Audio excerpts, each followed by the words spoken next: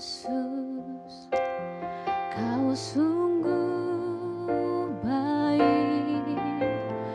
Yesus, namamu indah. Yesus,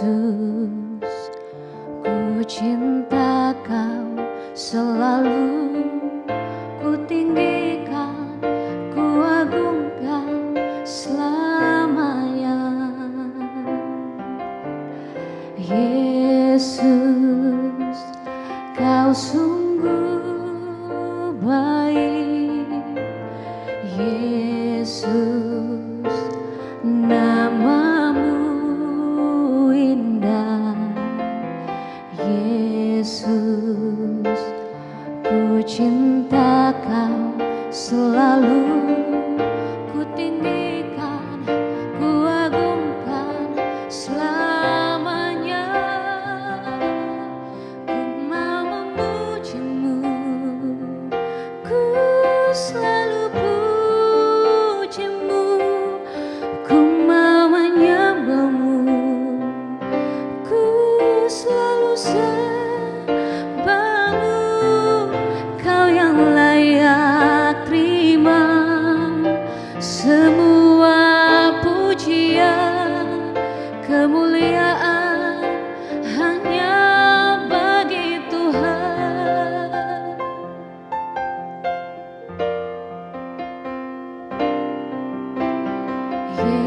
Yesus, Kau sungguh baik. Yesus, namamu indah. Yesus, ku cinta Kau selalu, ku tinggikan, ku agungkan selamanya. Yesus, Kau sungguh baik. Yesus, namamu indah. Yesus, ku cinta Kau selalu, ku tinggikan, ku agungkan selamanya. Ku mau memujimu, ku selalu pujimu, ku mau menyembahmu, ku selalu sembahmu.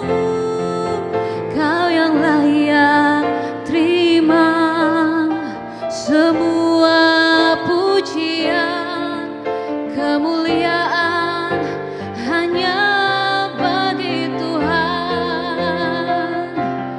Ku mau memujimu, ku selalu pujimu, ku mau menyembahmu, ku selalu sembahmu.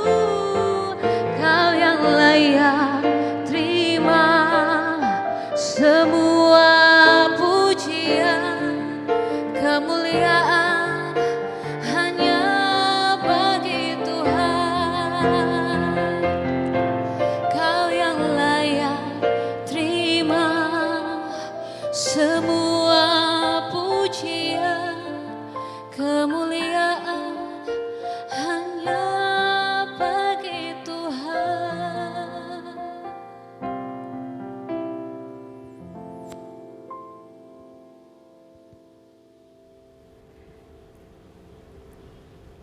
Shalom pemirsa TVRI Sulawesi Tengah, dimanapun Anda berada yang dikasihi oleh Tuhan. Senang sekali pada sore hari ini kita berjumpa bersama dengan saya Dian Merdekawati dalam program acara Mimbar Agama Kristen. Pemirsa, semoga Anda dalam kondisi yang sehat dan diberkati oleh Tuhan. Dan pada sore hari ini kita akan bersama merenungkan mengenai bagian firman Tuhan, yaitu mengenai hidup kudus di tengah dunia yang berdosa. Membahas tema yang akan bersama kita renungkan pada sore hari ini. Saya sudah ditemani oleh seorang hamba Tuhan di studio. Di sini bersama dengan saya telah hadir Pak Pendeta Charter Purnuh STH. Beliau adalah hamba Tuhan pendeta dari GBI House of Mercy. Shalom, selamat sore Shalom. Pak Charter. Ya, shalom. Ya, dalam keadaan sehat tentunya ya? Ya, sehat. Puji Tuhan. Ya. Ya, pemirsa, mengawali perenungan kita pada sore hari ini, kami akan memulai dalam doa. Pak, mari kita memulai dalam doa. Silakan, akan dipimpin oleh Pak Pendeta Carter. Ya, baik. Mari kita berdoa. Bapa di sorga, Bapa yang kami panggil dalam nama Tuhan Yesus Kristus, kami menaikkan pujian syukur kepadamu ya Bapa buat anugerah-Mu atas hidup kami.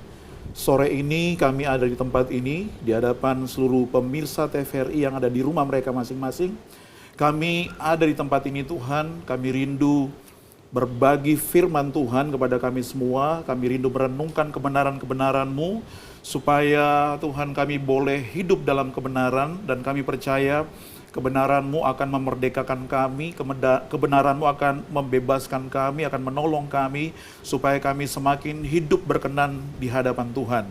Memberkati kami semua pada saat ini Tuhan, terutama hamba-hamba-Mu yang akan melayani pada saat ini. Terima kasih Bapa Surgawi, kami naikkan pujian syukur kepadamu. Ini doa kami dalam nama Tuhan Yesus Kristus, Tuhan dan Juru Selamat kami berdoa. Haleluya, amin. Amin.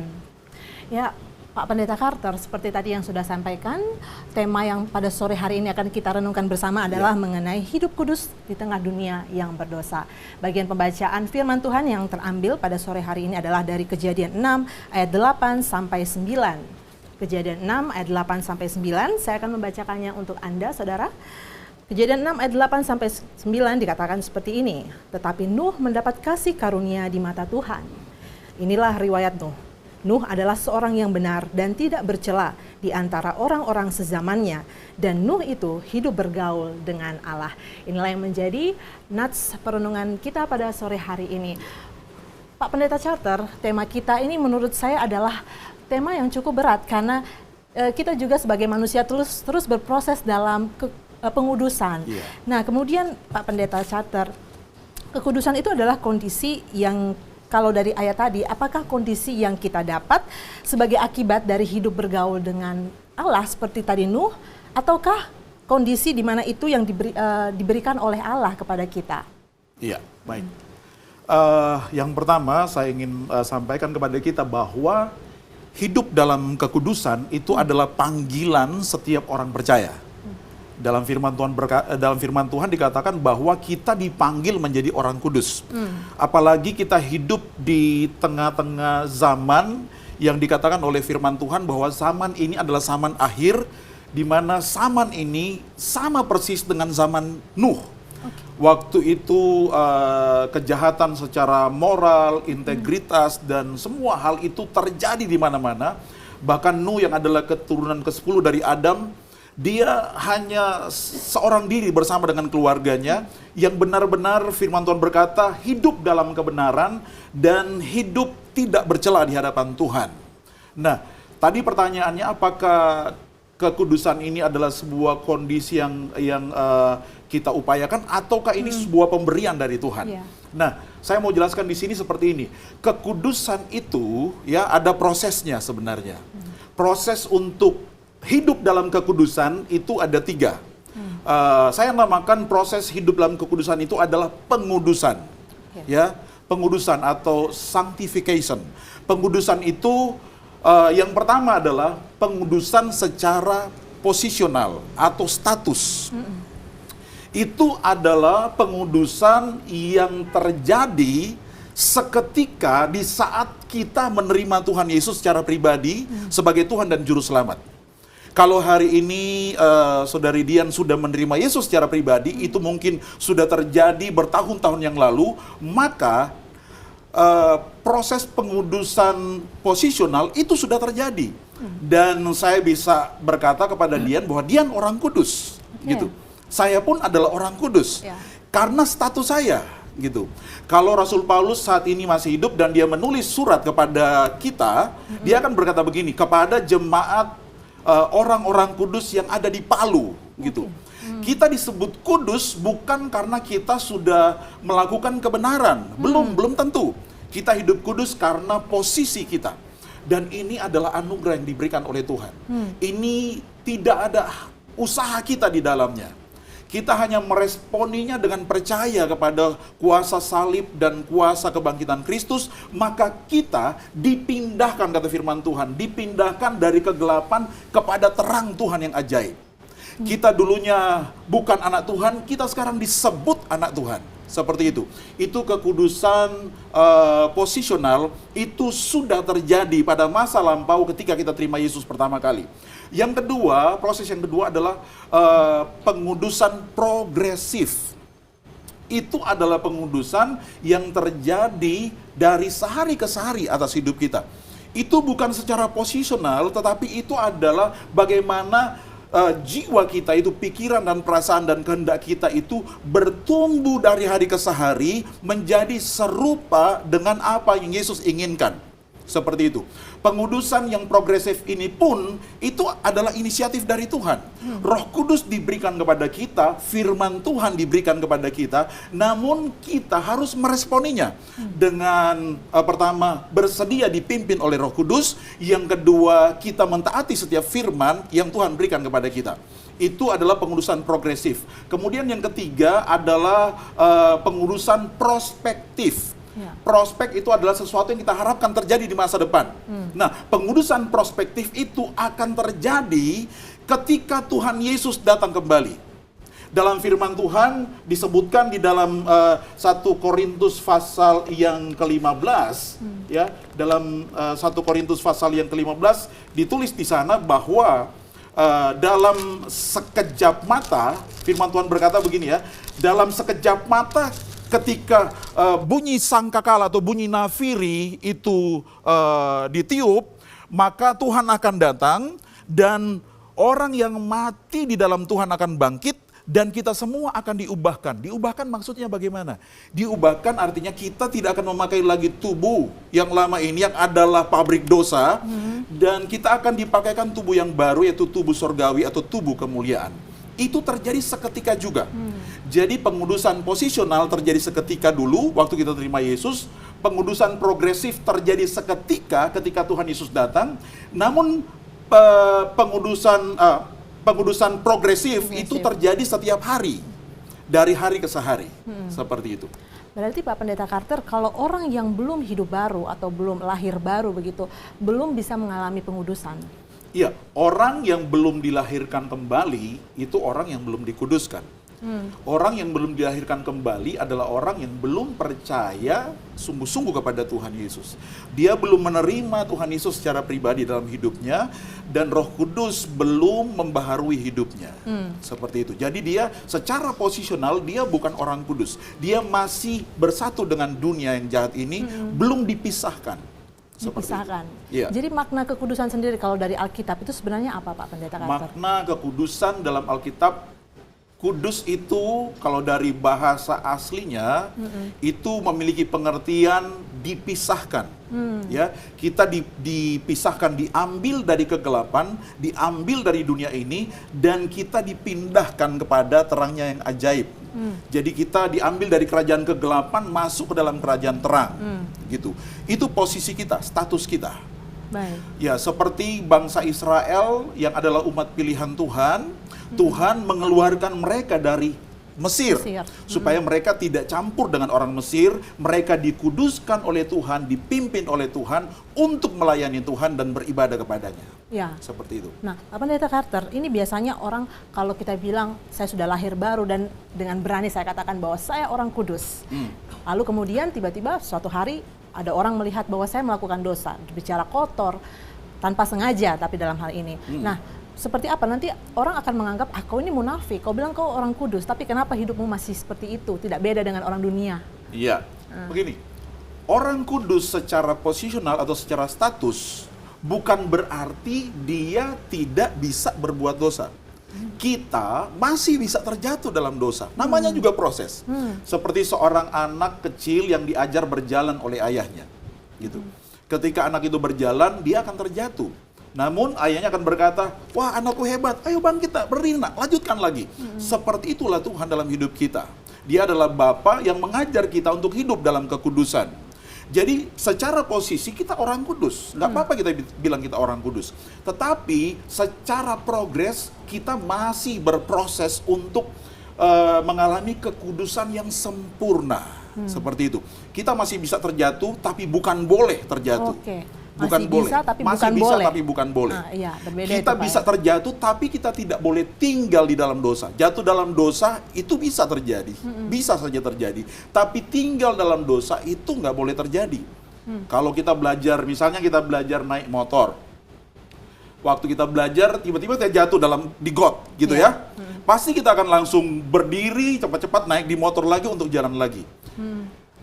Tapi menjadi aneh kalau seseorang naik motor jatuh di got dia bilang, wah ini tempat yang nyaman buat saya mau tinggal di sini. Iya. Pasti orang bilang itu orang gila, gitu kan? Nah, jadi Tuhan tidak ingin kita, waktu kita jatuh, kita terus tinggal di dalamnya dan merasa nyaman dengan itu. Dan kita nggak mau keluar dari situ. Kemungkinan besar orang yang seperti itu, orang yang belum mengalami kelahiran baru atau belum mengalami kekudusan secara posisional. Orang yang belum benar-benar terima Iya. Tuhan Yesus dalam hidupnya ya. Iya. Baik Pak Pendeta Charter, tadi kan dikatakan bahwa Alkitab memiliki konsep mengenai kekudusan itu artinya dipisahkan. Nah, Iya.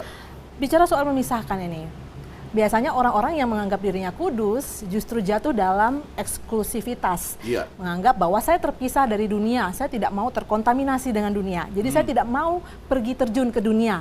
Iya. Dan akhirnya tinggal dalam area amannya, zona amannya begitu. Iya. Lalu tidak mau pergi untuk melayani orang-orang yang masih terhilang, yang belum mendengarkan kabar kebenaran firman Tuhan. Seperti apa itu Pak Pendeta Carter? Iya.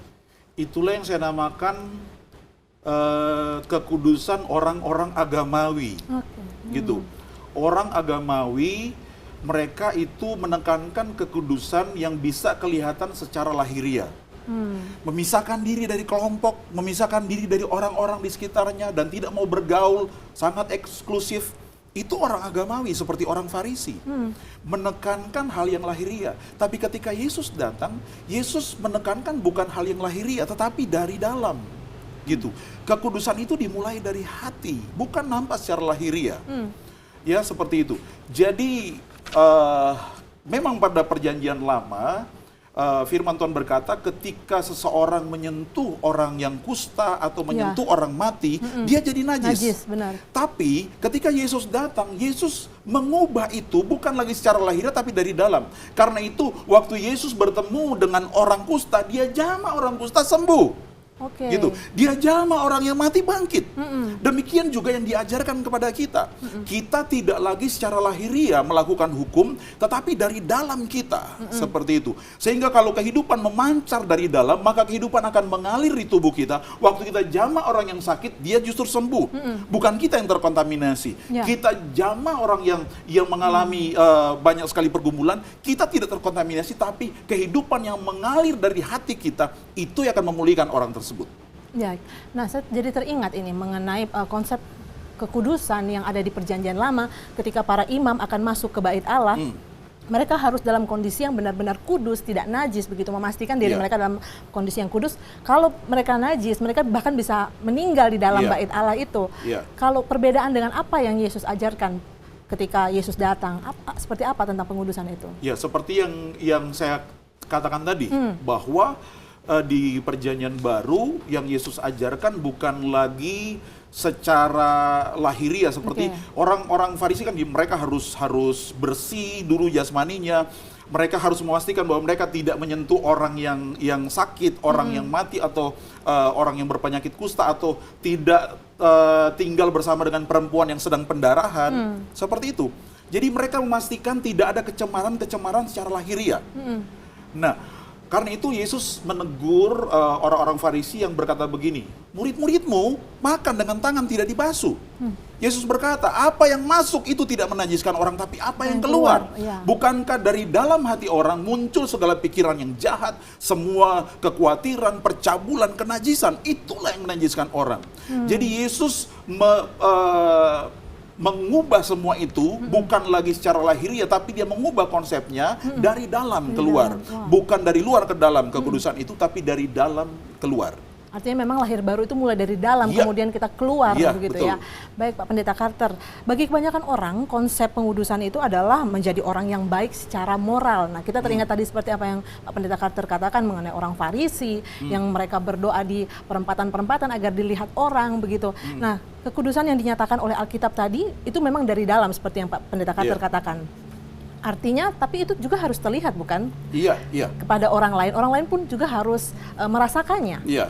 Baik, buah-buah pengudusan itu apa saja? Orang-orang yang sudah dikuduskan itu tandanya seperti apa, Pak? Ya, pertama orang-orang yang hidup dalam kekudusan adalah orang-orang yang otentik. Artinya dia itu asli tampil, apa adanya gitu sebenarnya. Dia adalah orang yang dengan mudah mengakui dosanya, Oke. bukan menutupi dosanya. Oh, oke. Justru, misalnya saya seorang hamba Tuhan, saya harus selalu mengaku dosa di hadapan jemaat.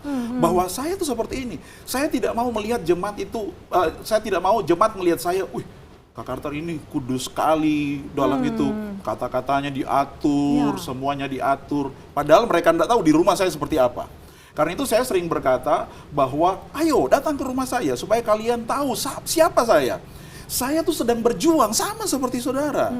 Supaya jemaat itu ditaruh konsep di hatinya bahwa kekudusan itu dikejar juga oleh hamba Tuhan, maka saya pun bisa. Karena hamba Tuhan juga ternyata manusia biasa. Manusia Dan biasa. mereka juga berproses dalam pengudusan itu, dalam kekudusan itu. Jadi orang yang hidup kudus sebenarnya adalah orang yang tidak berkata bahwa dia tidak berbuat dosa. Justru firman Tuhan berkata dalam 1 Yohanes, kalau kita berkata bahwa kita tidak berdosa, kita seorang pembohong. Oke. Dan tidak ada terang dalam Kebenaran hidup dalam kita. diri kita. Tidak ada kebenaran. Tapi justru kita harus mengaku dosa kita, maka Allah setia dan adil, dia akan mengampuni dan menguduskan kita, menyucikan kita dari segala kejahatan kita. Dalam Yakobus pasal 5 ayat 16 dikatakan bahwa hendaklah kamu saling mengaku dosamu supaya kamu sembuh dan saling mendoakan. Gitu. Jadi ini yang harus terjadi. Justru ciri orang kudus adalah dia hidup dalam komunitas yang saling mengaku dosa, saling menerima, dan saling mendoakan. Orang-orang inilah yang memiliki harapan untuk pulih dan sembuh setiap hari. Baik. Tapi artinya ketika kita selalu mengakui dosa kita, kita tidak menjadikan hal itu sebagai hal yang kita umbar atau kita gampang lakukan, Iya. begitu kan Pak Pendeta Carter? Iya, tentunya tidak seperti itu. Tujuan pengakuan dosa itu seharusnya adalah supaya kita dipulihkan. Pertobatan itu harus disertai pengakuan dosa. Tapi bukan pengakuan dosa sambil kata, oh saya buat ini. Enggak. Iya. Harus ada penyesalan gitu. Orang yang menyesali, orang yang bertobat itu harus menyesal dulu dong. Dia harus nampak dia menyesal dan dia tidak mau, dia harus orang yang membenci dosa dan dia tidak mau hidup dalam dosa itu. Dia harus merasa malu juga jatuh dalam dosa. Tapi dengan keberanian dia bisa mengakuinya kepada salah seorang temannya atau kepada pemimpin atau dalam kelompok-kelompok kecil. Karena itu penting ada kelompok kecil di gereja supaya di situ bisa saling ada pengakuan, orang yang bisa dipercaya bisa mendoakan kita. Seperti itu. Baik Pak Pendeta Carter, kita tinggal di dalam dunia yang penuh dengan dosa, dunia yang jatuh dalam dosa. Iya. Karena seperti kata Roma 3 ayat 23, semua orang telah berbuat dosa dan telah kehilangan kemuliaan Allah. Iya. Lalu mungkinkah kita tetap hidup secara progresif, kudus di tengah dunia yang bercampur begitu banyak dosa? Iya. Saya mau katakan itu sesuatu hal yang mungkin. Karena tidak mungkin Tuhan memerintahkan kita untuk hidup kudus, lalu kita nggak bisa hidup kudus. Mengapa kita bisa hidup dalam kekudusan? Karena sekarang kekudusan itu adalah buah yang kita hasilkan. Jadi buah itu harus dimulai dari benih, bukan? Nah, firman Tuhan berkata, ada benih ilahi yang telah ditanam dalam diri kita. Firman Tuhan itu benih yang ditaruh dalam hidup kita. Dan kalau kita setiap hari taruh firman, maka dia pasti berbuah. Kemudian kedua, Roh Kudus juga tinggal dalam kita. Alkitab mengatakan begini, bahwa Roh Kudus yang Yesus janjikan itu akan menyertai kita selama-lamanya, dan bukan hanya sertai kita di luar, tapi dia tinggal di dalam kita. Itulah yang akan menguatkan kita hari demi hari, dibaharui dari hari demi hari untuk semakin hidup dalam kekudusan. Jadi bukan hasil usaha kita, tetapi itu adalah bagaimana kita berserah sepenuhnya kepada pimpinan Roh Kudus, berserah sepenuhnya kepada kuasa firman yang akan menguatkan kita supaya kita bisa hidup dalam kekudusan. Baik, Pak Pendeta Carter. Kalau kita melihat bagian Alkitab mengenai yang bicara mengenai kekudusan, di 1 Petrus 1 ayat 14 sampai 16 dikatakan, kuduslah kamu sebab aku kudus. Mengapa Allah menuntut umatnya untuk menjadi kudus? Sebab kekudusan itu adalah karakter Allah. Kalau kita baca Alkitab, Tuhan sangat menekankan kekudusan. Dalam Yesaya pasal 6 ditulis bahwa Yesaya melihat sebuah penglihatan, di mana Tuhan duduk di atas tahta yang tinggi menjulang dan ujung jubahnya memenuhi bait suci. Kemudian di sekeliling Tuhan, di sekitarnya Tuhan ada 4 makhluk yang memiliki 6 sayap. Makhluk-makhluk itu setiap hari, setiap saat berseru, kudus, kudus, kuduslah Tuhan semesta alam.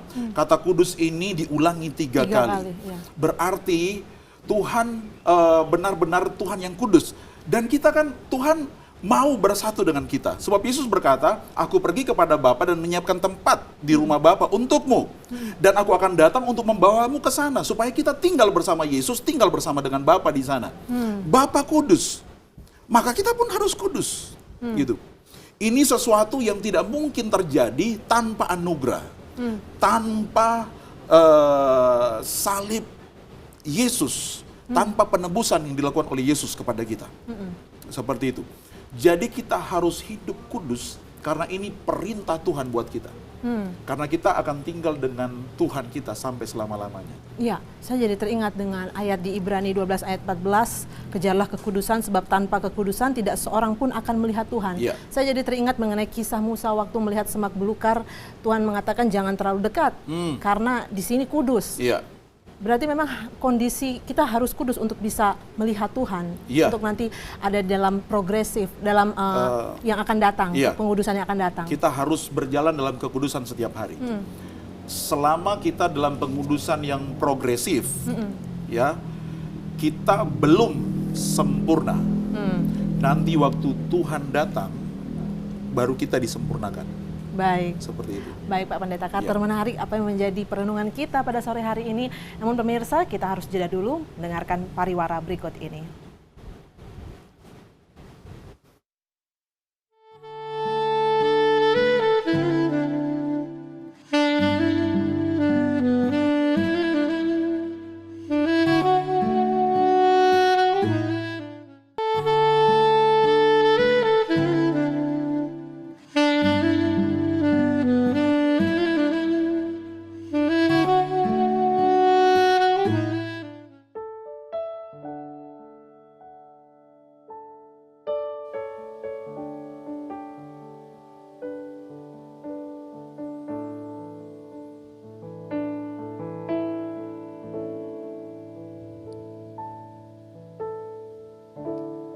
Penuhi hatiku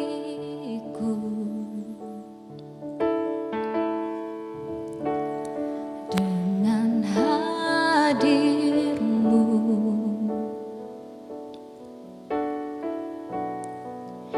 ku rindu memandang wajah-Mu, oh Tuhan, di dalam kekudusan-Mu. Bawaku dekat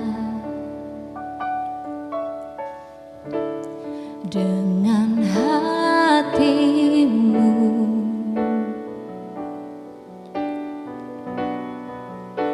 ku rindu mendengar suara-Mu, oh Tuhan, di tempat kudus-Mu sekarang. Ku rasakan kasih-Mu dan indahnya kekudusan-Mu, penuhi dengan kasih-Mu, diam di hadirat-Mu, ku mengangkat tanganku dan ku bersyukur menyembah-Mu, penuhi dengan kasih-Mu, diam di hadirat-Mu.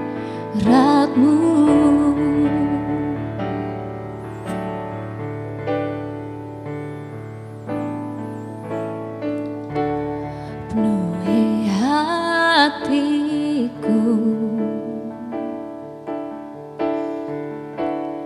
dengan hadir-Mu,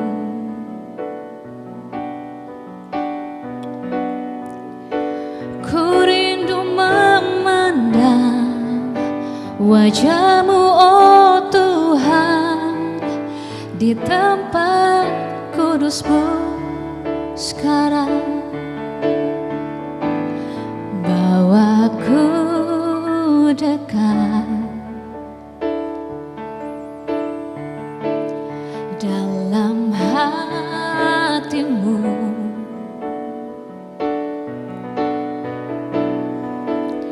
ku rindu mendengar suara-Mu, oh Tuhan, di tempat kudus-Mu sekarang.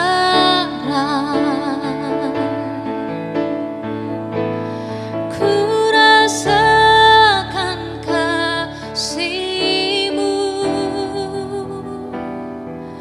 dan indahnya kekudusan-Mu, penuhi dengan kasih-Mu,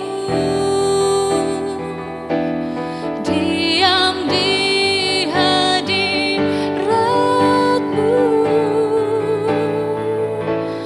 ku mengangkat tanganku dan ku bersyukur menyembah-Mu, penuhi dengan kasih-Mu, diam di hadirat-Mu.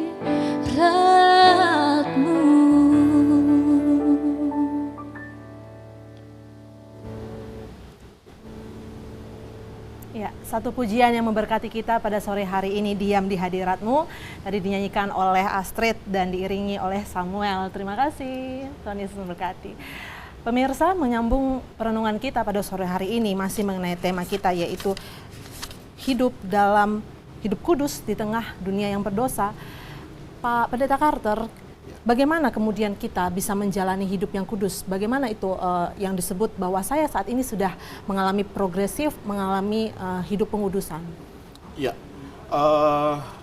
seperti yang kita pelajari dari Nabi Nuh, ya, bagaimana supaya kita hidup di dalam kekudusan. Firman Tuhan berkata bahwa Nuh hidup benar dan Nuh hidup tidak bercela di hadapan Tuhan. Dan Nuh bergaul dengan Allah. Nah, kunci sebenarnya untuk hidup dalam kekudusan adalah bergaul dengan Allah. Artinya kita memiliki hubungan pribadi dengan Dia. Hubungan yang berlangsung setiap hari dalam hidup kita. Ya. Kita harus selalu mendengar suaranya seperti pujian tadi. Kemudian kita juga berbicara kepadanya dan kita membaca firman-Nya, kita merenungkan firman-Nya, dan saya percaya bahwa setiap hari Tuhan berbicara kepada kita. Dan setiap orang Kristen yang percaya kepada Yesus bisa mendengar suara Tuhan buat dia dengan berbagai cara yang unik untuk hidupnya. Seperti itu. Nah, pergaulan yang karib ini akan menghasilkan kasih yang dalam. Nah, kasih yang dalam inilah kekuatan yang mendorong seseorang untuk hidup kudus. Seperti itu. Ketika kita hidup kudus, kita melakukan sebuah perintah tanpa kasih, maka itu akan sangat-sangat berat, gitu. Benar. Tetapi waktu kita melakukan perintah Tuhan dengan kasih, maka itu akan menjadi enak dan ringan, Sukacita. kata firman Tuhan. Kita Ya. akan melakukan dengan sukacita. Karena itu Tuhan Yesus berkata begini dalam Injil Matius, "Mari kepadaku semua yang letih, lesu, dan berbeban berat, datang kepada Tuhan." Kemudian dia berkata, "Pikulah kuk yang kupasang dan belajarlah kepadaku." Jadi intinya seseorang harus datang kepada Tuhan, dia harus memiliki hubungan yang erat dengan Tuhan, belajar dari Tuhan. Kemudian Tuhan berkata, "Pikul kuk, pikul bebanku. Sebab beban yang kupasang, kuk yang kupasang itu enak dan ringan." Gitu. Kok bisa enak dan ringan? Itu karena apa? Karena kita memiliki hubungan dengan Tuhan, sehingga ada kasih yang bertumbuh di dalamnya, sehingga apapun juga kita lakukan dengan kasih itu pasti sangat indah, sangat menyenangkan. Itu adalah sebuah petualangan seperti sepasang kekasih yang sedang bertualang Ya. di sebuah tempat yang sangat menantang. Walaupun itu begitu berat, tapi itu akan dilewati dengan sukacita, dengan canda tawa, karena bersama dengan kekasih kita.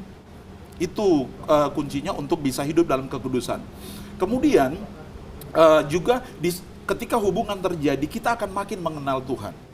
Waktu kita mengenal Tuhan, kita akan semakin melihat karakternya. Kita pasti akan semakin mengagumi Dia dan menghormati Dia.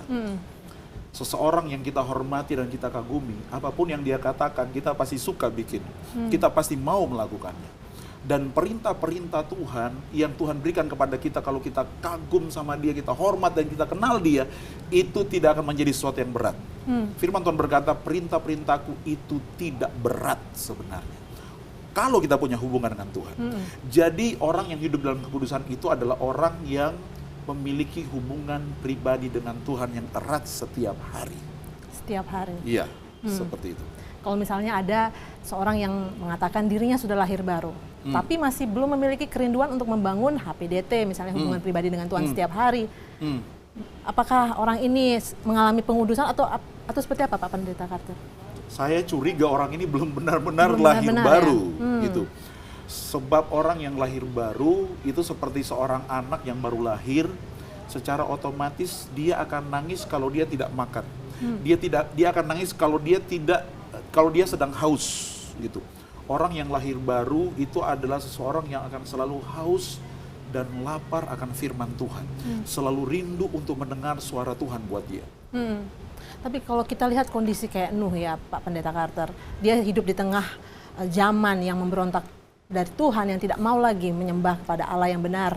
Kemudian seperti kita juga kondisi saat ini, orang-orang yang kudus ini kan, ya bisa dikatakan orang-orang yang memang terpilih di antara orang-orang, artinya kita jumlahnya sedikit, mungkin kita akan bisa terpengaruh begitu perjalanan hidup kita ini. Mungkin awalnya ketika setelah terima Tuhan Yesus menggebu-gebu nih, setiap hari begitu rindu akan hadirat Tuhan, namun kemudian segala macam hal, aktivitas pekerjaan yang kemudian membuat kehidupan jadi keruh, jadi rutinitas begitu. Seperti apa Pak Pendeta Carter untuk tetap semangat mengalami hidup yang dikuduskan di tengah dunia yang belum mengenal Tuhan?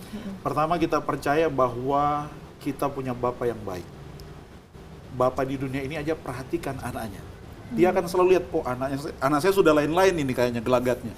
Dia akan turun tangan untuk menasihati dan sebagainya. Apalagi Bapa kita yang di sorga. Waktu kita mulai menjauh, Dia akan mencari kita. Waktu Adam jatuh dalam dosa, Tuhan datang dan berkata, "Adam, di manakah engkau?" Justru di saat kita jauh, Tuhan akan berbicara kepada kita. Yang kedua, itulah sebabnya waktu kita dipanggil menjadi orang kudus, kita ditempatkan dalam sebuah keluarga. Keluarga Allah, keluarga anak-anak Tuhan. Jadi ini pentingnya setiap anak Tuhan itu memiliki gereja lokal. Ada orang kan bilang gini, saya orang Kristen, gerejanya di mana? Oh, saya gereja di mana-mana, gitu. Iya. Kita akan jadi bingung, orang seperti ini betul-betul orang Kristen kah? Sebab orang Kristen itu harus terhubung. Karena firman Tuhan berkata, kita adalah tubuh. Tangan tidak bisa bergerak sendiri, kalau dipotong taruh di atas meja. Gak mungkin. Dia harus terkoneksi dengan tubuhnya. Demikian juga dengan kita. Kita harus terkoneksi dengan tubuh Kristus. Nah, terkoneksi dengan tubuh Kristus itu bukan sesuatu yang rohani saja, tetapi secara lahiriah kita harus terhubung dengan gereja lokal. Di mana ada komunitas yang bisa saling membangun, saling mendorong. Firman Tuhan berkata dalam Ibrani pasal 10 ayat 25 dikatakan begini. Janganlah kamu menjauhkan diri dari pertemuan-pertemuan ibadah seperti yang dibiasakan beberapa orang. Tetapi hendaklah kamu saling menasehati, saling mendorong, dan semakin giat melakukannya menjelang hari kedatangan Tuhan yang kedua kali. Jadi sangat penting kita memahami bahwa ketika kita dikuduskan oleh Tuhan, kita juga digabungkan dalam tubuh Kristus. Dan itu bukan yang terjadi secara supranatural dan di awan-awan, tidak. Kita itu harus secara fisik, secara lahiriah terhubung dengan sebuah gereja lokal. Di mana ada seorang saudara yang Tuhan bisa pakai untuk menguatkan kita. Suatu hari kalau saya lemah, ada orang yang menguatkan saya. Dan jika ada yang lemah, saya bisa menguatkan. Pengkhotbah mengatakan tali 3 lembar tidak mudah diputuskan. Lebih baik berdua daripada seorang diri. Sebab kalau satu kedinginan ada yang menghangatkan. Kalau satu jatuh ada yang bisa mengangkatnya. Orang kan biasa ini hanya pakai untuk yang jomblo-jomblo harus punya pasangan. Bukan hanya itu sebenarnya, ya. Kita harus memiliki hubungan dengan sesama anak Tuhan. Sebab ada suatu saat kita harus membutuhkan orang lain.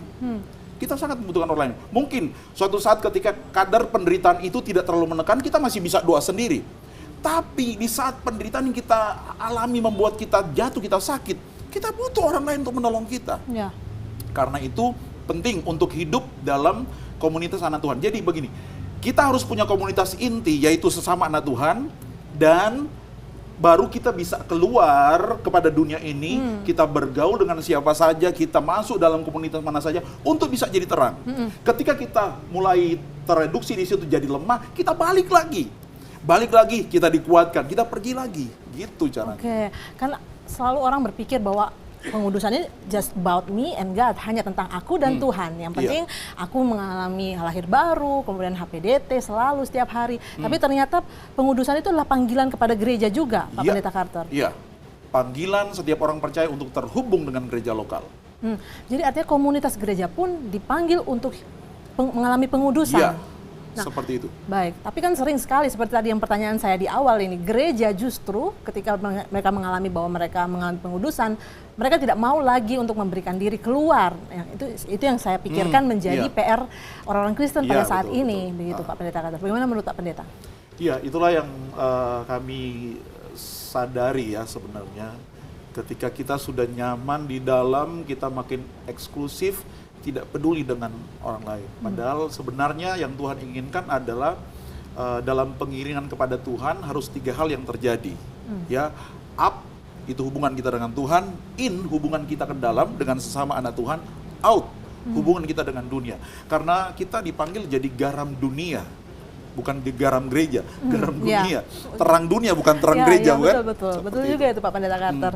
Ya, lalu bagaimana kita bisa menjangkau orang lain agar juga bisa mengalami hidup yang kudus, mengalami pengudusan?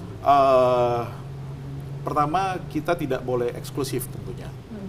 Di kantor, di tempat pekerjaan, di sekolah, kita tidak boleh eksklusif. Kita harus bisa mengasihi semua orang, mencintai semua orang tanpa membedakan. Ya, sebab Tuhan Yesus mengasihi semua orang. Tuhan Yesus bahkan mengasihi orang berdosa. Gitu. Kita harus menjadi orang yang sama seperti Yesus, mengasihi orang berdosa. Yesus makan dengan para pelacur, Yesus makan dengan pemungut cukai, Yesus makan duduk sehidangan dengan orang-orang yang berdosa pada zamannya. Dan orang-orang agama ini berkata, "Lah, katanya Yesus kudus, kok duduk dengan mereka?" Tapi inilah yang Yesus nampakkan. Kita harus, Yesus ingin berkata bahwa Dia memang membenci dosa, tetapi Dia mengasihi orang berdosa. Itulah maksud kedatangannya, bukan untuk menyingkirkan orang berdosa ke dalam neraka, tapi untuk menyingkirkan dosa dari orang berdosa. Gitu. Jadi, bagaimana kita mau singkirkan dosa dari orang berdosa kalau kita tidak mau datang kepada mereka? dan kita menghakimi mereka. Oke, ya itu. Kita tidak Betul. boleh menghakimi. Ini yang membuat seringkali kita jadi eksklusif. Karena di gereja kita terkonsep untuk menghakimi orang luar. Nggak Yes. bisa seperti itu. Kita harus menyadari bahwa kita semua orang berdosa. Betul. Justru ketika kita baca firman Tuhan, kepada kita anak Tuhan diberikan firman, diberikan kebenaran-kebenaran. Justru waktu saya belajar firman, saya makin takut. Saya bilang, waduh, semua kebenaran ini nggak mampu saya lakukan. Di saat saya melihat firman, saya akan berkata, Tuhan, saya tidak mampu. Saya pun orang berdosa. Tidak layak. Tidak layak. Karena itu saya juga harus memandang orang di luar yang mereka belum punya firman. Mereka pun sama seperti saya. Kalau saya dikasih firman, saya percaya Tuhan mengasihi mereka. Dan Tuhan mau kita bawa firman itu kepada mereka, sekaligus menyatakan kepada mereka, firman ini nggak mampu kita lakukan. Tapi ada anugerah Tuhan yang akan memampukan kita. Seperti itu. Jadi gereja tidak boleh eksklusif, tidak boleh menghakimi. Kita harus mengasihi semua orang dari semua golongan. Tapi kita tidak boleh setuju dengan perilaku berdosa. Nah, ya. Seperti itu. Apakah bisa? Bisa. Saya berteman dengan seseorang misalnya, tapi dia mabuk-mabukan. Ya. Saya tetap datang rangkul dia tawarkan, enggak, saya enggak akan minum. Karena ini dibenci oleh Tuhan. Tapi saya mengasihimu. Ya. Saya akan tetap berteman denganmu. Saya akan tetap mendampingimu. Kalau kamu susah, panggil saya akan tolong kamu. Tapi yang saya rindu adalah, kamu tinggalkan ini. Seperti saya meninggalkan dosa ini, kamu pun harus meninggalkannya. Nah, itu yang menjadi sulit, Pak Pendeta Tapi Carter, kalau kita datang membenci langsung dosa. tunjuk-tunjuk, kamu berdosa, kamu Ya. mati, masuk neraka. Ya susah gitu. Kita nggak boleh menghakimi. Yesus mengasihi orang berdosa, tapi membenci dosa. Ya, Seperti itu. membenci dosa, mengasihi orangnya. Orangnya. Nah, itu yang sebenarnya sulit, apalagi kalau misalkan orang ini yang cukup dekat, misalnya hubungan antara suami istri begitu. Bagaimana supaya bisa menegur, tapi tidak membenci orangnya yang nampak di depan mata kita ini, tapi dosanya yang ingin kita, ingin kita tegur begitu. Untuk suami istri, Rasul Petrus mengatakan begini, jika seorang istri memiliki seorang suami yang tidak takut akan Tuhan, maka menangkanlah suami itu bukan dengan perkataan, tetapi dengan tingkah lakunya. Sikap hati yang lembut, sikap hati yang terus melayani, itulah akan mengubah suami, bukan kata-kata. Justru suami kalau dikata-katain makin jadi dia, gitu kan.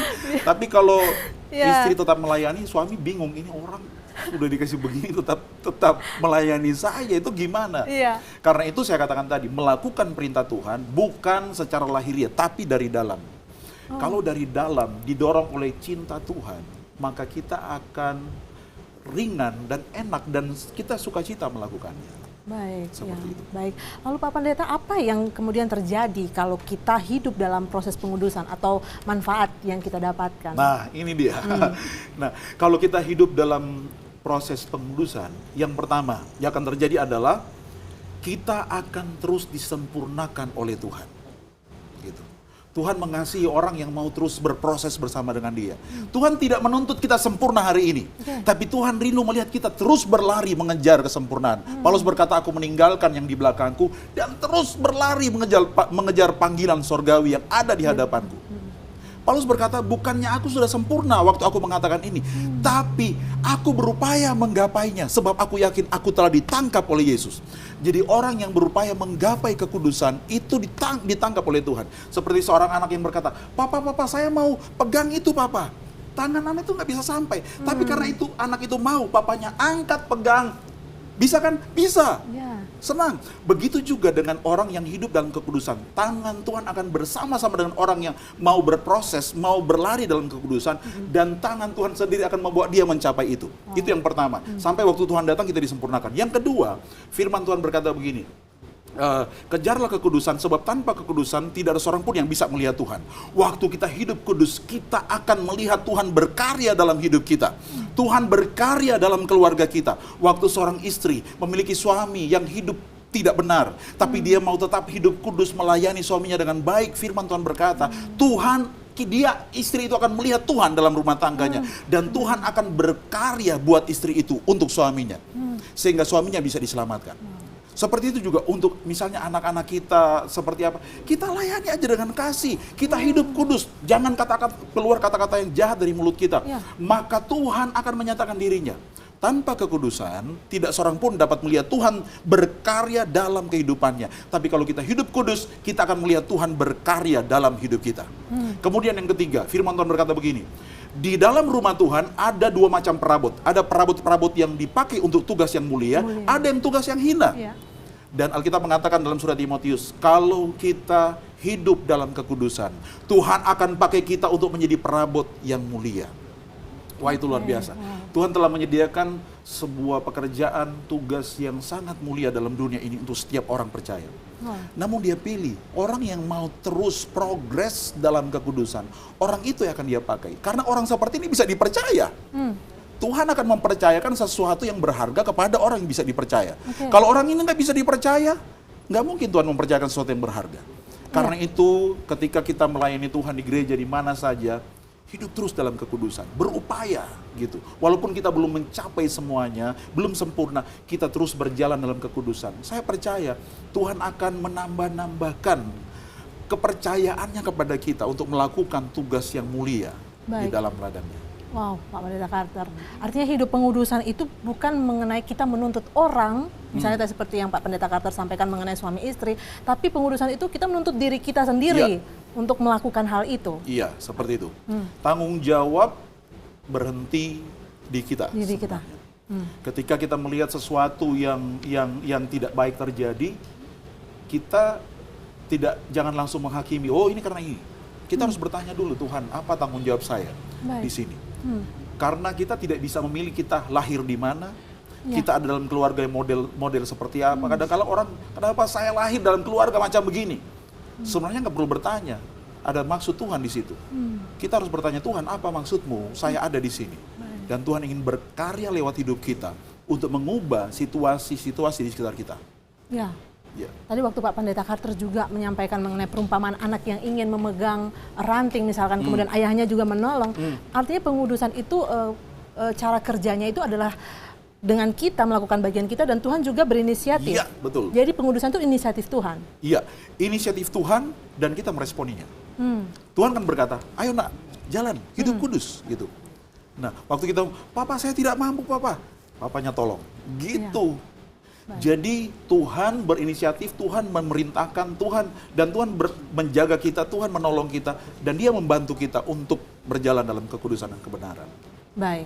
Kemudian apa yang hal-hal yang paling penting yang untuk kita ingat supaya nanti pemirsa di rumah bisa terus melakukan apa yang menjadi perenungan kita pada malam hari ini, hidup dalam kekudusan? Ya. Yang pertama kita harus tahu bahwa kekudusan itu adalah perintah Tuhan. Tuhan kita adalah Tuhan yang kudus, dan kalau kita mau tinggal bersama dengan Dia di sorga yang kekal sampai selama-lamanya nanti, kita harus hidup dalam kekudusan. Yang kedua, kekudusan itu bukanlah sesuatu yang berat sebenarnya, karena proses pengudusan itu adalah inisiatif Tuhan. Tuhan menguduskan kita secara posisional, itu tidak ada campur tangan apa-apa kita di situ, kita hanya meresponi dengan percaya. Kemudian Tuhan menguduskan kita secara progresif setiap hari.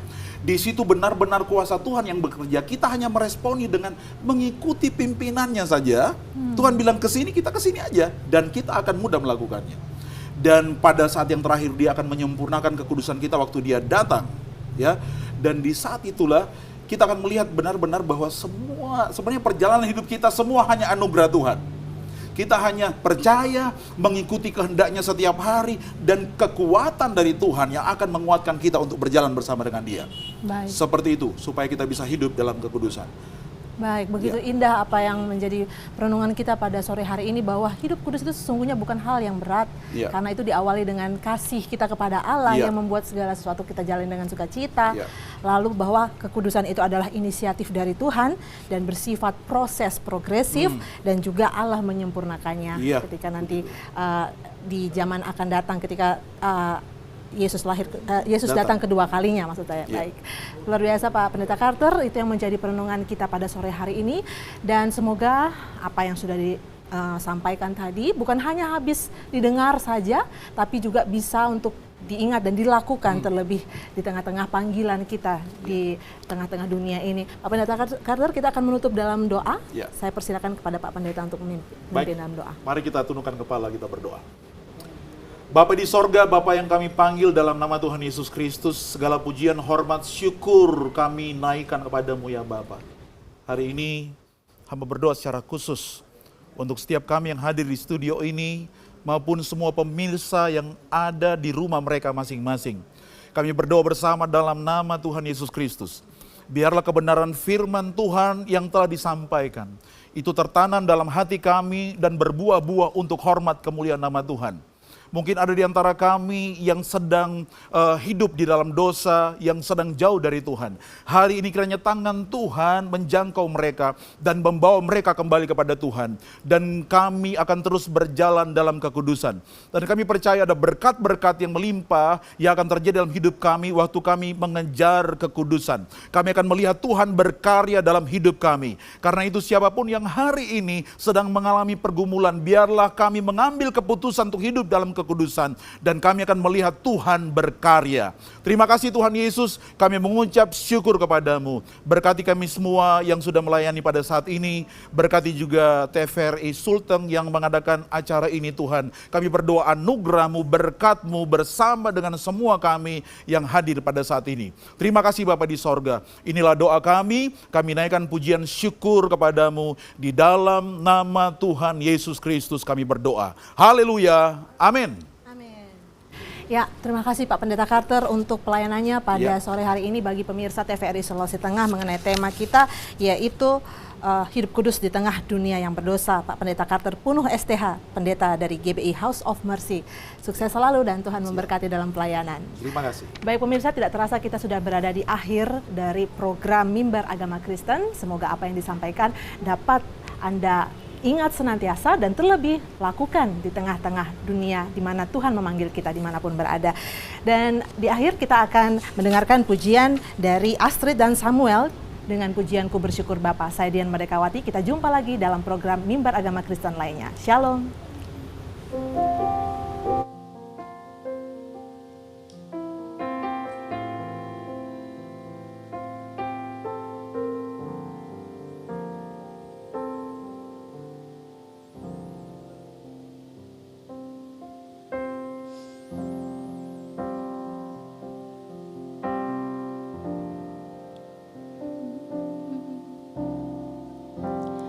Banyak yang kau perbuat